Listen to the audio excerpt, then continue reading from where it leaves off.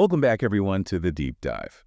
This time, we're taking a close look at the chemical industry, specifically the 2025 outlook, and whether India's specialty chemical sector is ready for a quantum leap. Quantum leap. That's the question, right? And we've got reports from Deloitte, KPMG, and EY. Each one's got their own angle on the industry, which should give us a pretty comprehensive picture. So, ready to dive in? Absolutely. Great. Let's start with the big picture. Deloitte's report, it really paints this picture of a chemical industry that's been through the ringer since COVID, Yeah, it's been a wild ride. down after COVID, a rebound, then another drop-off in late 2022. Not exactly a picture of stability, is it? No, not at all. It highlights the need for resilience. You've got to be able to adapt in this market. Totally. But here's something that kind of surprised me, Despite an 8% drop in revenue in 2023, investments in R&D and capital expenditures actually went up. What do you think that says about the industry? To me, it's a sign that they're playing the long game. They're not just reacting to the ups and downs. They're thinking ahead. They're investing in the future. Makes sense. They see innovation as the key. Now, let's shift gears and focus on India. KPMG's report is pretty bullish on the Indian specialty chemicals market. Bullish. How so? They're projecting it to hit a whopping $40 billion by 2025. Wow, that's some serious growth. What's driving that kind of expansion? Well, several factors, actually. Government policies are definitely playing a role. Favorable policies, creating a good environment for business. Then you got this China plus one strategy that global companies are adopting. China plus one? Yeah, basically, they're looking to diversify their manufacturing hubs, not putting all their eggs in one basket, so to speak. And India's looking pretty attractive right now. I can see why. Lower costs, a large workforce. Makes sense. Exactly. Plus, don't forget about India's own domestic market. It's massive. They're not just producing for export. There's huge demand for these products within India itself. It's a growing economy, so that tracks. And just to give you an idea, India's dye industry already holds a pretty significant global position. It contributes about 16 to 18% of the world's dye stuff exports. Really? That's impressive. Yeah, it is. And, speaking of global dynamics, both Deloitte and EY, they highlight this shift in China's role in the chemical landscape. Yeah. What are they saying? Well, it seems like increasing geopolitical tensions and, stricter environmental regulations in China, it's pushing companies to diversify their supply chains, looking for other places to manufacture. Not necessarily abandoning China altogether, but spreading the risk a bit. Yeah, it makes sense. You don't want to be too reliant on any one location in today's world. Right. And India is well positioned to benefit from this. Yeah. EY even gives a specific example. A global specialty chemical player actually formed a joint venture with an Indian glycols company back in 2021. So that's a pretty clear sign that companies are looking at India as a key partner. Exactly. So for our listener, what's the takeaway here? Well, I think it's the chemical industry is evolving. It's in flux. Yeah. Understanding these global trends is crucial, especially for making smart decisions. Absolutely. It's a global market and things are constantly shifting. You've got to be aware of those shifts to capitalize on new opportunities. Okay, so let's dive into some of the key trends shaping the future of the industry. Deloitte really emphasizes cost efficiency. Companies are hyper-focused on streamlining operations, reducing costs, making their assets work harder. It's a competitive landscape, right? Every penny counts. Right. We're seeing this play out in Europe right now, where high energy prices is putting a lot of pressure on chemical plants there, even leading to closures and job losses. That's tough. It is. But it's not just about cutting costs. It's about becoming more customer-centric, too. Customer-centric, you mean like understanding their needs better? Exactly. All three reports underscore this shift. It's about moving away from generic solutions and tailoring offerings to meet specific needs. More personalized solutions. Yeah, basically. And it's leading to a lot more collaboration between chemical companies and their clients. They're working together not just as supplier and buyer, but as partners. I like that. A true partnership. It benefits both sides. Exactly. It's a win-win. Now let's talk innovation. Can't talk about the future of any industry without it, right? Absolutely. It's the lifeblood of any industry, but especially in a field like chemistry that's always pushing boundaries. And in the chemical industry, innovation isn't just about sustainability, although that's a big part of it. It's about pushing the boundaries of what's possible. Creating new solutions, making things better, more efficient, and yes, more sustainable. Right. Deloitte breaks it down into different types of innovation. Product innovation, for example, there's a big push towards feedstock substitution. finding alternatives to traditional materials. Like bio-based materials instead of fossil fuels. Yeah, exactly. Then there's process innovation, making chemical processes more efficient, using less resources.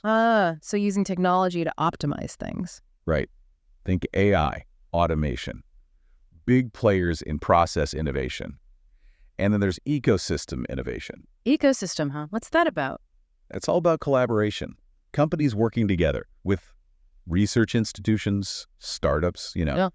to develop and implement more sustainable practices across the whole value chain. I see. So it's not just about one company doing things right. It's about working together to make the whole system more sustainable. That's the idea. And speaking of sustainability, all three reports really highlight its growing importance, especially when it comes to decarbonization. Yeah, that's the big one, decarbonization. Right. But Deloitte points out some of the hurdles. Accessing clean energy consistently, that's a challenge. And then there's the whole issue of tracking emissions across these complex global supply chains. Yeah, that can't be easy. Not at all. But, despite the challenges, companies are making progress, investing in renewable energy, adopting those circular economy principles we talked about.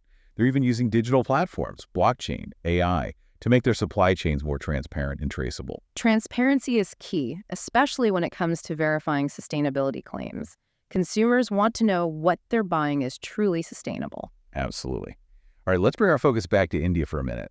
What are some of the challenges and opportunities they face in achieving this quantum leap we've been talking about? Okay, so KPMG, they highlight the need for Indian companies to scale up, think bigger, invest more in R&D, improve their supply chain efficiency. All essential for competing on a global stage. Right. But then you have McKinsey. They acknowledge India's potential, but also point out some areas where they lag behind. Like what?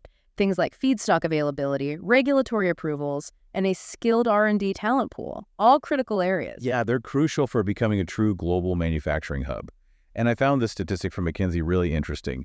India, it has the lowest labor costs globally, but its R&D talent pool is comparatively small. That's a critical point. Low labor costs will only get you so far. You need the brains to back it up, especially if you want to compete in the high-value segments of the industry.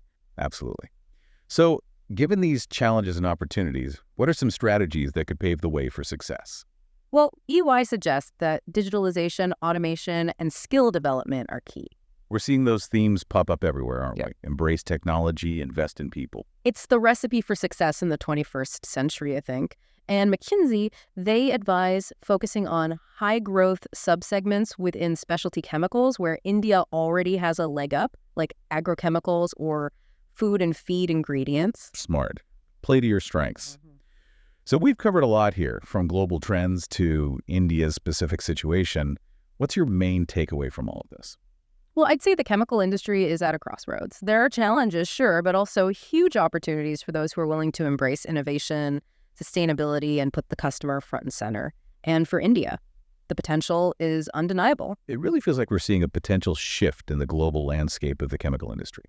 But let's get a bit more specific. What are some segments within specialty chemicals that are particularly ripe for growth in India? Construction chemicals, definitely. India's urbanization and infrastructure development are booming right now. That's driving huge demand for all sorts of things. Concrete admixtures, protective coatings, you name it. Makes sense. More construction equals more need for specialized chemicals. And actually, EY predicts that construction chemicals will see the highest growth out of all the segments in India's specialty chemicals market. Interesting. It really highlights how these trends are all connected, Economic growth leads to more construction, which then fuels the need for specific chemical solutions. Absolutely. Another sector that comes to mind is electronic chemicals. Global demand for electronics, think smartphones, electric vehicles, it's only going up. India is already making a name for itself in electronics manufacturing, so what does that mean for chemicals? Well, it means a surge in demand for things like semiconductors, display materials, all those specialized components that go into making those high-tech products. Right, because behind all those sleek gadgets are sophisticated chemical solutions that make it all possible. Easy to forget that connection. Exactly. And then there's the water treatment sector. Clean water is a huge priority in India. With a growing population and increasing industrial activity, it's only going to become more important.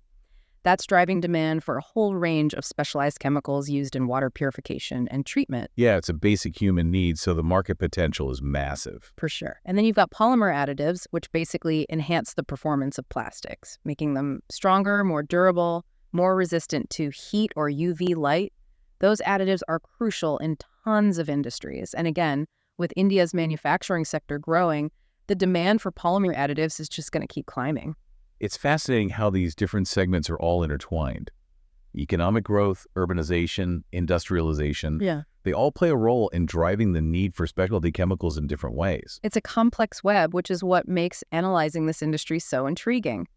And speaking of interconnectedness, we can't forget about the impact of the European energy crisis on the Indian chemical industry. Right. Global events always have ripple effects. What's the connection there? Well, as you know, Europe's been dealing with really high natural gas prices, and that's had a major impact on the cost of producing chemicals in the region. Yeah, and EY's report mentions that some European chemical companies are actually having to stop production because of those high energy costs. That's a pretty big deal. It is, and it creates an opportunity for Indian companies, which tend to have lower production costs and aren't as reliant on natural gas. So they could potentially step in and fill that gap in supply, capture some market share that might have gone to European companies. Exactly. It just goes to show how global events can shake things up and create unexpected advantages for companies that are able to adapt quickly. Now, we touched on the China Plus One strategy earlier, but I think it's worth exploring the implications of that shift a bit more. I agree. It's a pretty significant change. Companies are actively trying to reduce their reliance on China, and India stands to benefit a lot from that diversification. EY digs into the reasons behind this shift. Geopolitical tensions are definitely a factor, but it's also about internal changes within China. The government's crackdown on pollution, stricter environmental regulations, all that is pushing up production costs for chemical companies there. And you can't forget about rising labor costs in China, which is chipping away at their cost advantage. So all those factors combined make India a very attractive alternative. Especially when you factor in India's young and growing workforce and the government's efforts to attract foreign investment. Exactly. They're actively trying to create a business-friendly environment, a stable political landscape. It's appealing to a lot of global companies. Let's talk about research and development for a minute. It's crucial in any industry, but especially in a field like specialty chemicals where innovation is key. Absolutely. R&D is what drives progress. Yeah. And EY's report points out an interesting paradox. Indian specialty chemical companies are doing well, their revenues and earnings are growing, but their R&D spending is still relatively low. It's like they're racing ahead, but not looking far enough down the road. That's a good way to put it. EY's report shows that the top 10 Indian specialty chemical companies are spending way less on R&D compared to their global competitors.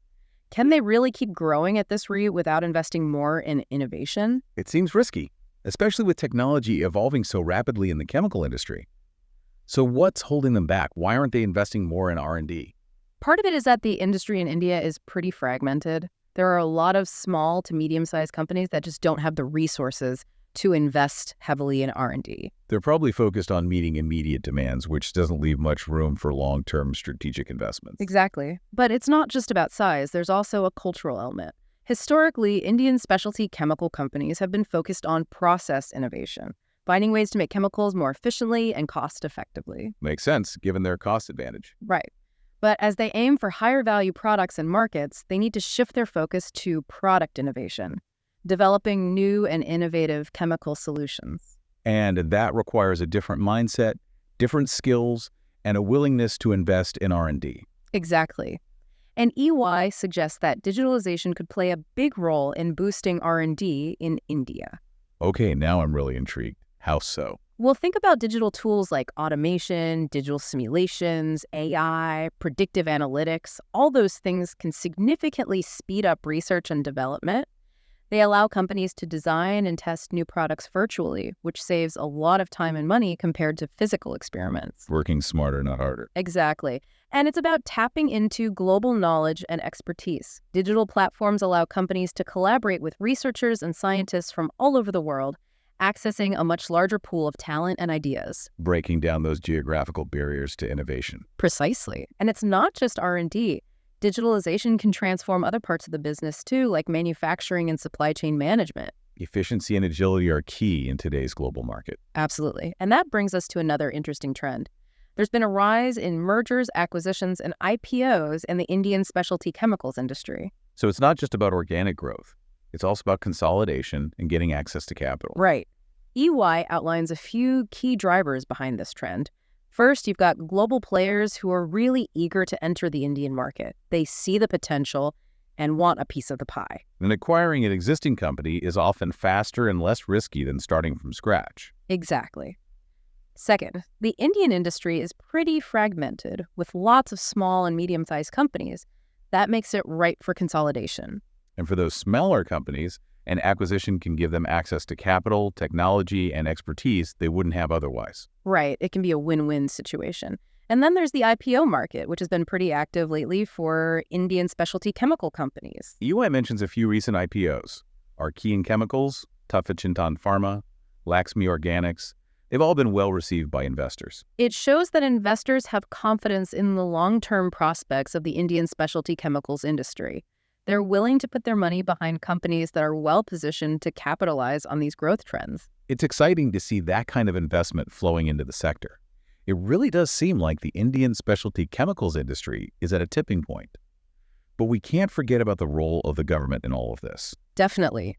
Government policies can make or break an industry. And EY points out a few government efforts that are supporting the growth of the specialty chemical sector in India. Things like the Make in India program, which is all about boosting domestic manufacturing and attracting foreign investment. And there are specific initiatives under that program, like setting up plastic parks and centers of excellence that are directly helping the chemical industry. Those parks provide infrastructure, resources, incentives, all designed to attract chemical companies and create a more business-friendly environment. Exactly. And there are also policies aimed at promoting innovation and technology adoption in the sector. For example, there are production-linked incentive schemes that encourage companies to invest in R&D and upgrade their processes. It's like a little push in the right direction, saying, hey, we want you to innovate, and we're here to help. Exactly. And then there's a big focus on skill development, recognizing that having a skilled workforce is essential. The government has set up various training programs and initiatives to make sure workers have the skills they need to thrive in a modern, technologically advanced chemical industry. Investing in people is crucial. But let's be realistic, it's not all smooth sailing. EY's report does acknowledge some areas where the government could do more. You're right. There's always room for improvement. Infrastructure is a big one. India needs to invest in better transportation networks, a more reliable power supply, and more efficient logistics systems. All that is essential for the chemical industry to grow. Without those basic building blocks, it's much harder for companies to operate efficiently and compete globally. Absolutely. And then there's the whole regulatory approval process. Getting environmental clearances and other permits can be a real headache in India. Yeah, bureaucratic hurdles can stifle investment and innovation. Definitely. The government needs to streamline those processes and create a more predictable and efficient regulatory environment. It's about finding that balance between protecting the environment and promoting economic growth. We've covered a lot here, exploring all the factors that are shaping the future of India's specialty chemicals industry. It's a complex story, but a fascinating one, with both opportunities and challenges intertwined. It's clear that there are a lot of moving pieces that will determine whether India can achieve this quantum leap in the chemical industry. But there's one thing that's absolutely critical for success in any industry, and that's talent. Couldn't agree more. You can have the best strategies, the most favorable market conditions, but if you don't have a skilled and motivated workforce, you're not going anywhere. And McKinsey's report really hits on this. They highlight this lack of a strong R&D talent pool as one of India's biggest challenges. Yeah, it is interesting. You always hear about India having this huge workforce, this demographic dividend, but it seems like there's a mismatch, between the skills that are available and the skills that are needed to really drive innovation in this industry. Exactly. India's got the process engineering, the manufacturing expertise. That's not the issue. But they need to build up that scientific research base, specifically in chemistry and related fields. So it's not just about having a bunch of engineers. It's about cultivating a scientific mindset, a culture of inquiry and experimentation. What would that look like in practice? What kind of investment?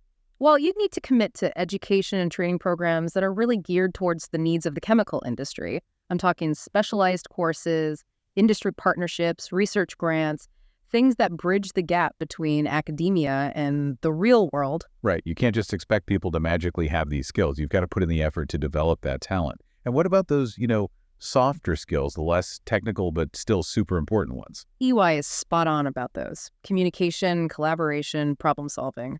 Those are crucial in any globalized tech-driven industry. Right. It's that mix of hard skills and soft skills that really makes a difference, both for individuals and the companies they work for. Okay, let's zoom out for a second and talk about sustainability. It's a theme that's come up again and again in our deep dive. Yeah, for good reason. Sustainability is not just a buzzword, it's a core principle that's shaping the future of the whole industry. And the pressure's coming from everywhere. Consumers want more sustainable products, investors are looking at companies' environmental track records, and governments are tightening regulations. It's like a multi-pronged push towards a more sustainable future, and the chemical industry is right in the thick of it. Absolutely. And Deloitte is very clear on this point. Decarbonization is the biggest challenge and the biggest opportunity for the chemical industry going forward. It's a tough challenge, though, especially for an industry that uses so much energy and relies so heavily on fossil fuels. And it's not just about individual companies cleaning up their act, right? Right. You need the whole value chain to work together, suppliers, customers, everyone, to really reduce that carbon footprint. So it's not just about doing less harm. It's about actually finding ways to do more good. Are you seeing any encouraging signs that companies are stepping up? Oh, definitely. There's a lot of exciting innovation happening in this space.